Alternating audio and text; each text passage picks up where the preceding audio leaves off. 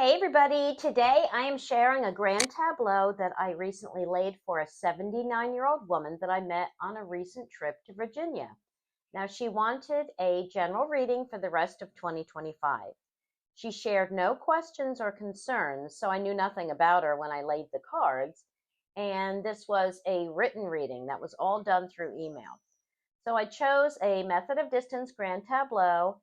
And while I typically don't use houses with the method of distance, we are going to look at what houses would add to this reading in the final video of this series.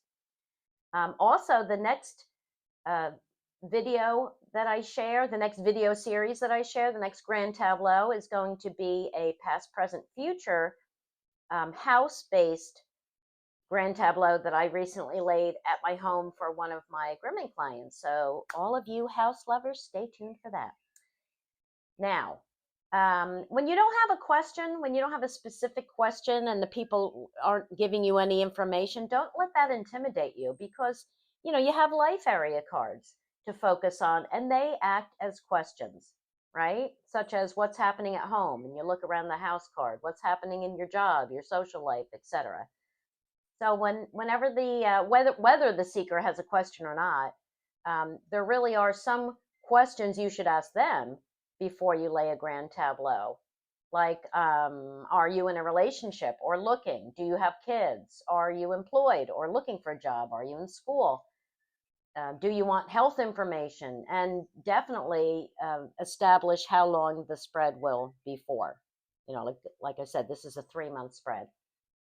But that tells you how to look at the cards, which cards you will be looking at, but it tells you, how to look at the book card and the child card and that kind of thing. Okay.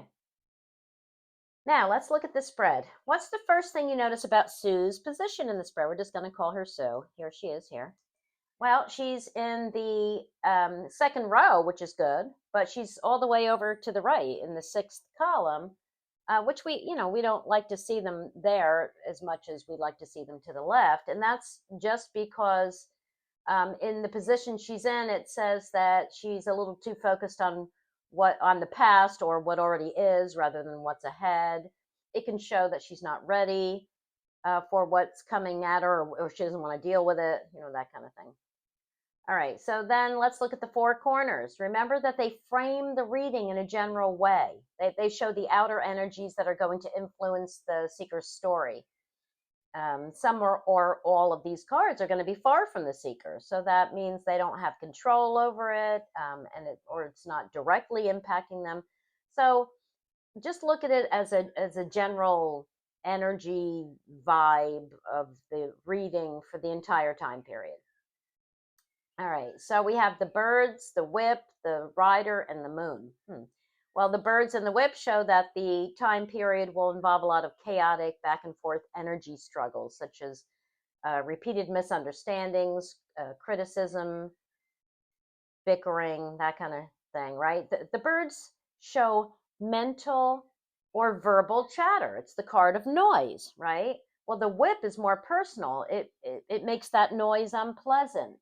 It represents disharmony, tension, conflict, effort, and drama. The rider and the moon say that someone will recognize her issues, maybe, and bring her a way to see things in a new light. I mean, the rider brings updates and feedback to the birds and the whip, right? The moon says that the feedback will be respectful. In the end, she'll be seen in a better light. It's about her reputation, the moon. Remember that the moon represents the lens that we see life through. Our lens is connected to our ego. Our ego needs validation from others. This is why the Lenormand moon is associated with our reputations and the respect we receive from others. It's why it's often used as our work card.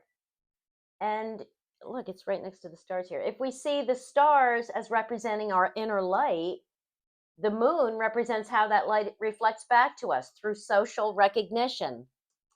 You might want to replay that because I don't think I ever said that so clearly. Anyway, let's go to the bottom line now. We look at the fate line as an important message for the seeker. I usually ask it to offer advice, before I lay the cards, and it often appears as a warning. But it's important because it sits all the way at the bottom. It's in control of nothing, so it has no control. We could say it can't be controlled, maybe, the statement. It's something that's already set in motion, but everything above it is influencing it, right? The fact that it has already built momentum has led many to believe that now it's set in stone and it can't be changed. This is why it was named the fate line, but everything above it is influencing it. So that means that it's still possible to change it. I always look for a possibility. I think that no matter what, there's always a possibility. Miracles happen every day, that kind of thing. That's the way I think. So that is the way I read the cards.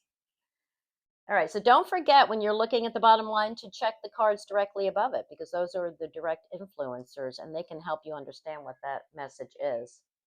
All right, now here we have the tree, the partner card, the scythe, and the tower. And as soon as I saw the bottom line and the cards of the center four, plus the center four sits between Sue and the child card. So anyway, I emailed her and I asked her if she was married and if she had children, and she wrote back that she had one daughter who she is close to and a husband that she married 20 years ago who has kids from a previous marriage, but she isn't close to them. So then I knew that the child card is representing her daughter and that she does have a husband. So the partner card is representing her husband. And then I knew how to proceed. So we can see from the bottom line that her husband's health, got the tree here, will be a significant issue during the time period. Now, this could also represent the health of their relationship. It's got the heart, here's the ring, here's the husband, you know what I mean? But we're going to look at that as his health. All right, so let's look at the center four. Remember that they represent the heart of the story. That means it's something that Sue really needs to pay attention to. We have no life area cards here, no partner cards, so we have to look at the cards around it to really get a clearer picture of what it's trying to say.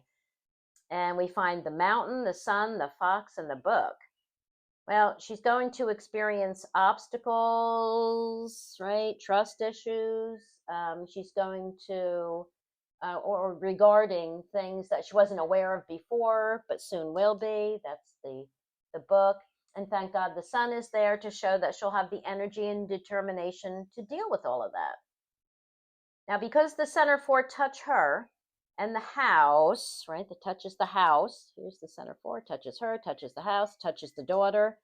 It touches the being at a crossroads, tough decisions, options card, which touches the husband, touches the heart, right?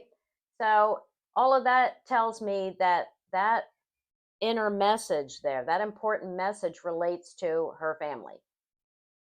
So now let's take a look at the box of cards around Sue to see what she's most concerned with at this time, what's most significant in her life right now, what she is dealing with now, or what she should give her attention to now. That's what those cards are about. I'd say that she's trying to find a solution. She's got the key right above her head, an answer to something that's been missing in her life. She's got the mice below, something that's been eroding in her life. And the mice connect her to her home. Wow. Yeah, we'll look at that in a second. But we got the ship here, and the ship is heading to the key, right? And then on the other side of the key, we have the anchor. Those are all above her. So she's on a journey to find answers. She's exploring answers. She's exploring opportunities, okay? The ship mirrors the clover. The ship, the ship and the key together, I see that as discovery, right? It's bringing her answers. This exploring she's doing, this journey she's on. The anchor shows that she thinks she's got a firm grip on things, but it mirrors the book telling her that she doesn't really know what she thinks she knows. I'd say that she's been trying to solve an issue for quite a while because the ship travel is slow, right? The rider is fast, the ship is slow. Yeah, now note the card in her hidden issue space is the card of hidden information, hidden, right? That's her Achilles heel, that space, which is a vulnerable point. And it's a good way to remember that position. It's the Achilles heel of the center card. And speaking of the anchor is crushing the lily, and it's leading into the whip. So where she's dropped her anchor is crushing the harmony of her personal life. If we look at the anchor as part of the relationship trio, it represents marital bliss, and it's being crushed by where she's settled. We could say the status quo of her life, getting all that from the anchor. Remember that the traditional meaning of the whip is domestic afflictions, quarrels in the family, and a want of peace among married persons. So are you seeing that there's a problem here with the marriage? Yeah, certainly looks that way. Whenever you have a lot of negativity in a reading, don't forget that you want to look for cards that bring some hope, right?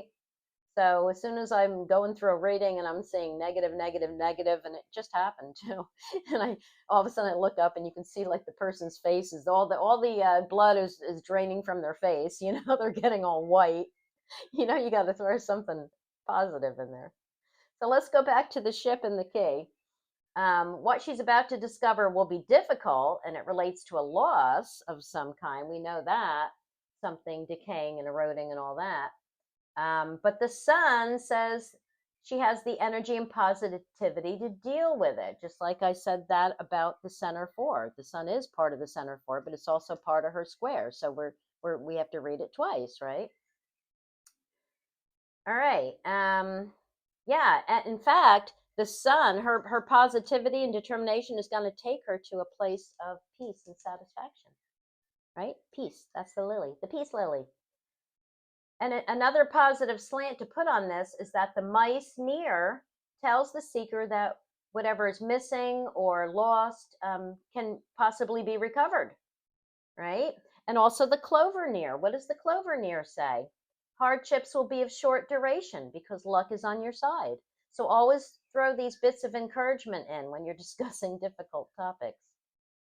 So let's look at the house card, see what that adds about her personal life. Between Sue and the house sits the mice, as I said, and that's important. Someone in her house or her immediate family, she's also facing the lily, it's extended family or harmony within the family. Somebody is taking away more than they're giving back. They're taking away and they're not giving anything back, right? There's something unhealthy within her family dynamic, and this may apply to both her daughter and her husband. And speaking of them, let's look at the partner and child cards more closely. So we'll start with the daughter, who is an adult living outside of the home from a previous marriage, right? And she's over here. There's the child card. So what cards connect her and her daughter? The sun and the mountain. Note which touches who. Sue is warm and happy and sees the relationship clearly. The daughter is blocking her mother. Not uncommon. She's challenged by something. The daughter's challenged by something. Maybe she's complicating the relationship because of her challenge, her own challenges. So reading the cards around her, the bear at her back is pointing to her. So something's bullying her. I'm seeing the bear and the mountain. I'm reading these together, right? Something's bullying her. Something is asserting itself on her in a powerful way. It's an enemy to her. It's dominating her. And this is a big problem that's been dominating her life. So what's behind this issue? What do we have behind the bear? We have the cross. What is dominating her life is coming from a place of pain and hardship. It's something she's been dragging around for a long time.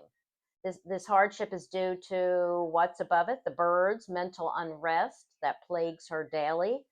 It's been buried within her for a long time. She's got the coffin below her. She's been loyal to it. The dog is above her. But the dog is facing the bouquet, which is influencing the bear, right? Dog is facing the bouquet is influencing the bear. It's also influencing Sue's daughter. Yeah, and the dog is heading into the stork, which brings change, and the stork is influencing the mountain, right? So again, we're looking for the positive slants to put on this. And the bouquet mirrors the fox to show that she doesn't trust all the invitations to help her, maybe. And the fox is facing the book, showing she doesn't trust what's known, what's written about, what's wrong with her. I'm getting a little ahead of myself, because what happened is, when I saw all of this stuff, right, I asked if the daughter had any issues, and sure enough, she has mental health issues that have been that have caused her to be emotionally distant from her mother for some time. So she has long-standing mental health issues. But Sue said she's finally getting help, and she's slowly improving. And we can see that in the cards. We can see that she's getting help because she's got the dog here and the bear, right? And we got the change here, and she's committed to the change. The stork mirrors the ring, right? That's what the bouquet is all about. Something pleasant is being offered to her. So she is getting help. Yeah. Okay. So let's look at the cards connecting Sue and her husband. How do we connect her to her husband? Like a graph, right? So we have the tower and the mountain. Wow.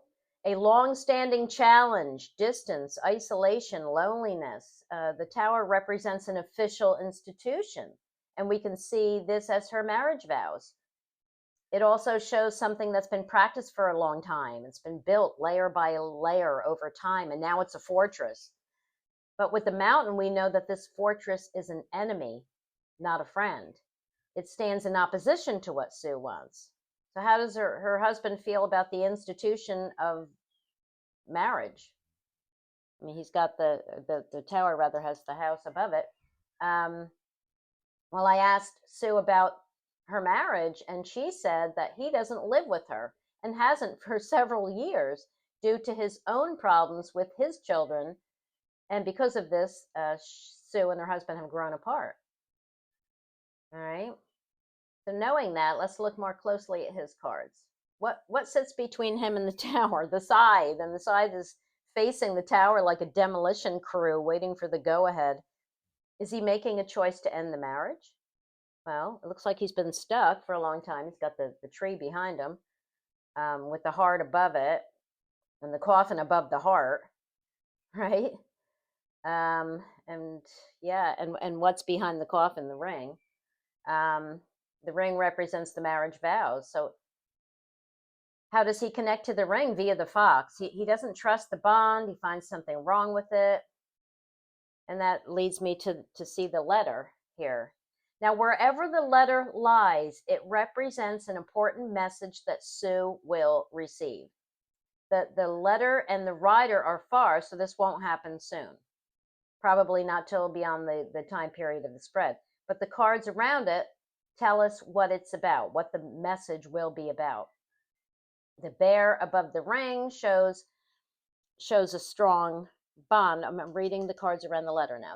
So the bear above the ring shows a strong bond, but the clouds under it say that it's unpredictable right now.